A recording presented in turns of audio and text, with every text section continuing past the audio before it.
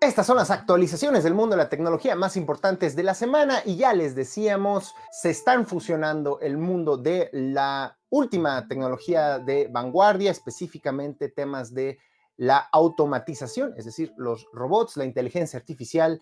y la industria de la guerra y del espionaje. Sí, el New York Times, este prestigiado diario estadounidense, dio a conocer esta semana un relato, una crónica de cómo el gobierno de Israel operó de manera remota una metralleta sobre una camioneta para asesinar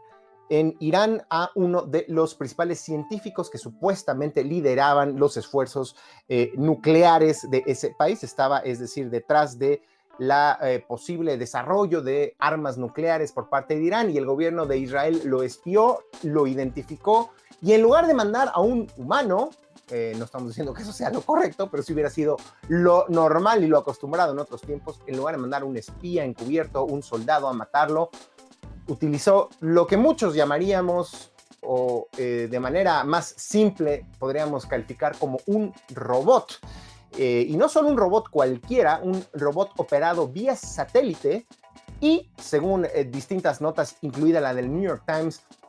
que se utilizó en algún grado tecnología de identificación facial por medio de inteligencia artificial para dar con el objetivo y poderlo asesinar. Es decir, estamos quizás ante uno de los más obvios ejemplos de la evolución del arte de la guerra con ayuda de la tecnología de vanguardia. Desde hace muchos años, lo sabemos, el gobierno de los Estados Unidos y otros tantos como el británico también utilizan drones o vehículos voladores operados a distancia para pues enviar y lanzar misiles y bombas y eliminar distintos objetivos militares, supuestamente la mayoría de ellos terroristas, en distintas partes del mundo. Así es que no sorprende la evolución. Ahora estamos hablando de una metralleta, es decir, no utilizaron un dron, dice el reportaje del New York Times, porque llama la atención. Como sabemos, los drones hacen mucho ruido y suelen ser objetos bastante grandes, fáciles de identificar en los cielos, lo cual hubiera obviamente levantado las alertas. Así es que Israel empezó a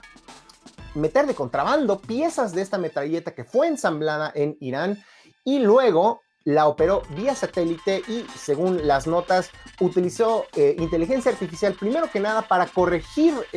la demora en la recepción de información e instrucciones que podría tener esta metralleta, porque era operada vía satélite. Entonces una computadora calculaba el retraso y trataba de corregirlo para que al momento de operarla diera con el blanco. Y según otras notas, sí se utilizó tecnología de reconocimiento facial para identificar a este científico nuclear iraní que era el blanco de este ataque, de este asesinato por parte de los cuerpos de espionaje de Israel. Llama mucho la atención, nos empezamos a averiguar un poco a raíz de esta nota, la Cruz Roja Internacional, así como existen reglas que tratan justamente de poner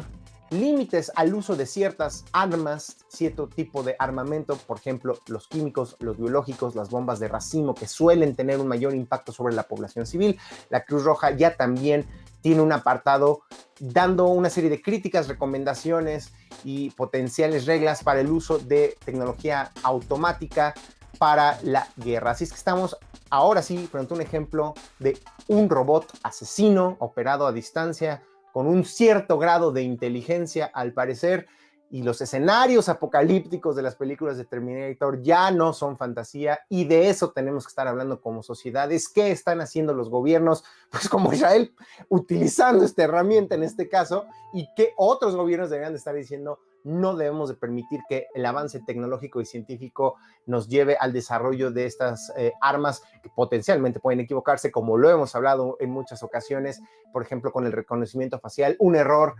como también sucede con los malditos drones, que hace poco también Estados Unidos admitió un error, un ataque desafortunado donde murieron civiles.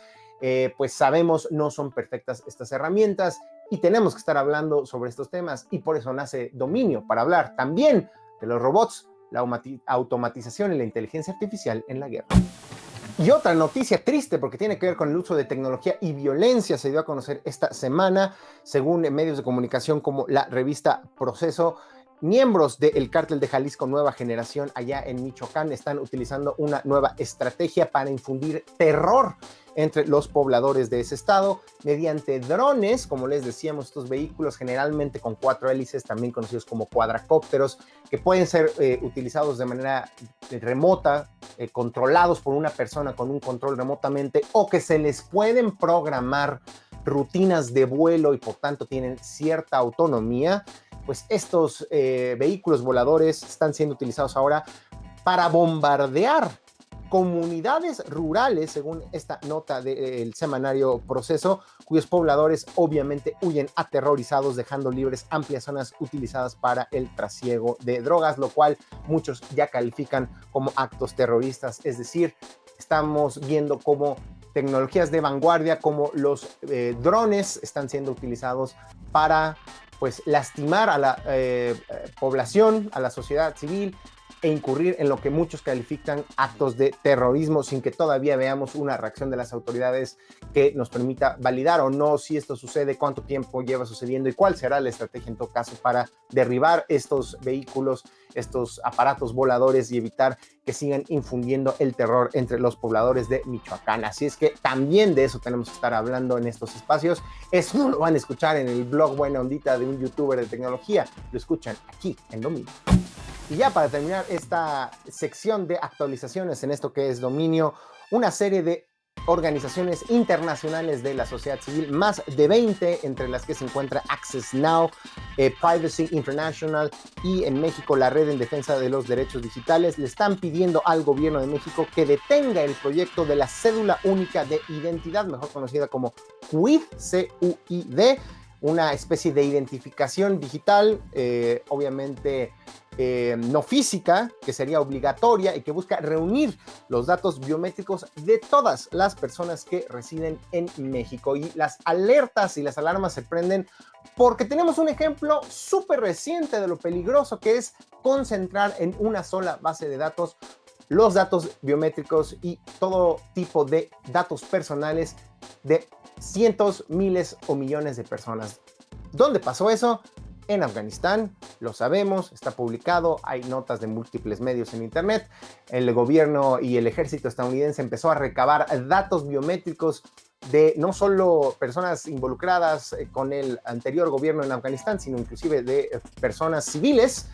Y esas bases de datos están ahora bajo el control de los talibanes. Y aunque hay dudas sobre qué tanto los talibanes podrían o no extraer esa información, el simple hecho de pensar que un cúmulo de información como esa podría caer en las manos equivocadas da ñáñaras. Y no es la primera vez que sucede. Sucedió inclusive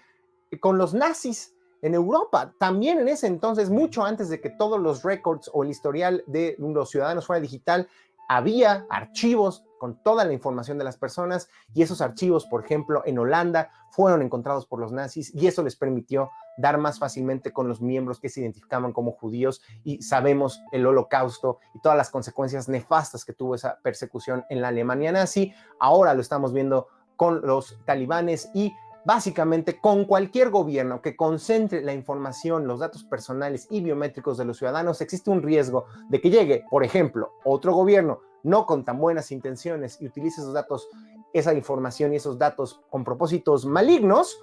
o poco positivos, por decirlo de otra manera, o también, por supuesto, que sean ataques cibernéticos, que sean atacantes y piratas informáticos de cualquier lugar del mundo que pudieran tener acceso a esa base de datos, como ya lo han hecho con la base de datos, por ejemplo, del Instituto Nacional Electoral, la filtren por internet y estén nuestros datos de nuestra retina, de nuestras huellas digitales, de nuestro rostro, por ahí vendiéndose a diestra y siniestra a cualquiera en internet. Eso sería peligrosísimo porque ya lo saben, a diferencia de una contraseña que cambiamos y ya con eso nadie accede a una plataforma, si se filtra nuestro iris, ya valió gorro, no nos podemos cambiar el globo ocular y será prácticamente imposible